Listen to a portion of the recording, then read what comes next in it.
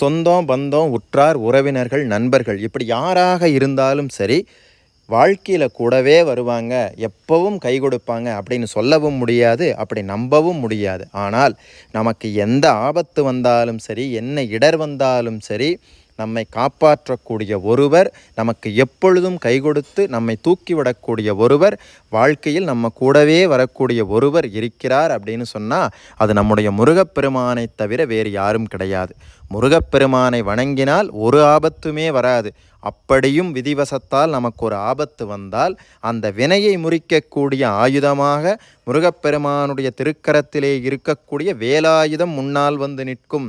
முருகப்பெருமானுடைய திருவடிகள் நம் முன்னால் வந்து நின்று நம்மை காக்கக்கூடிய இரட்சையாக இருக்கும் அப்படிங்கிறதுல எந்தவித சந்தேகமும் கிடையாது.